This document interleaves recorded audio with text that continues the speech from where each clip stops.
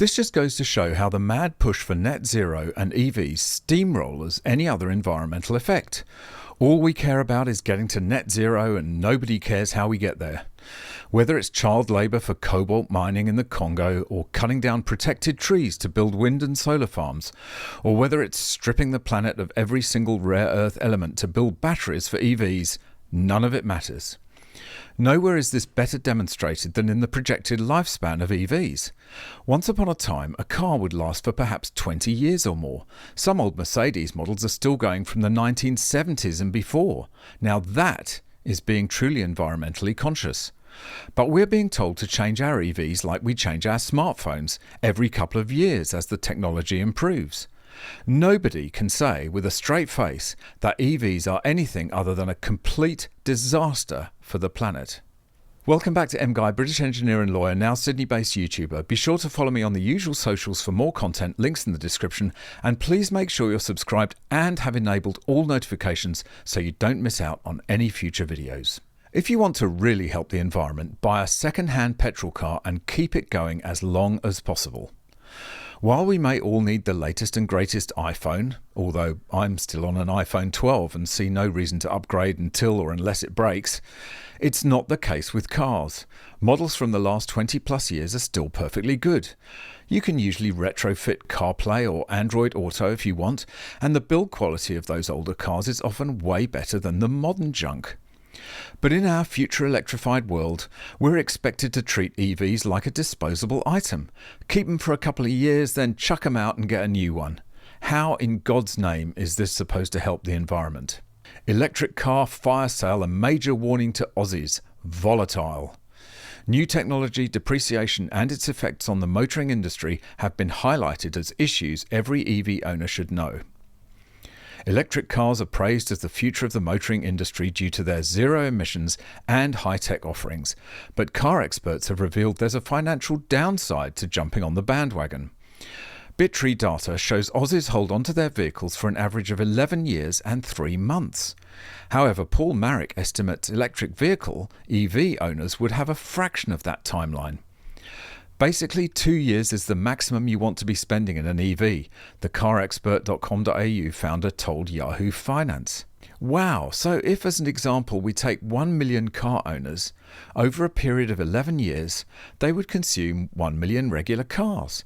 But in that same time, those same 1 million car owners would consume 5.5 million EVs. Yet this is somehow good for the planet? 2 years is the sweet spot. It means that you can manage your depreciation effectively. If you are holding on to it longer, you just need to be prepared for a lot of volatility. Turning over a new vehicle every few years might suit some Aussies, but in a cost of living crisis, others might not be able to keep up. Too right.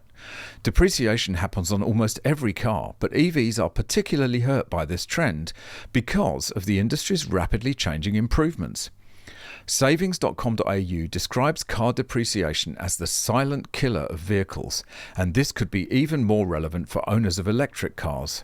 The Australian Automotive Dealers Association, AADA, and Autograb revealed earlier this year where the cliff lies for EVs. Electric cars 2 years and younger retained 82.8% of their original value, but vehicles 2 to 4 years old only held 57.6% of their value. And despite all the evangelist bluster about how great the battery life is, the reality is once the battery warranty expires, the car is essentially worthless. Nobody of sound mind would buy one, which doesn't rule out most evangelists, by the way. Once you get to the point of 3 or 4 years old, you're getting to the end of the new car warranty and you're halfway through the battery warranty, he revealed. No one really knows what's going to happen in 10 years after an EV is produced. You don't know the cost of having to replace a battery. Indeed so, but then we get this ridiculous comparison with a regular engined car from an EV expert, Tony Hagen.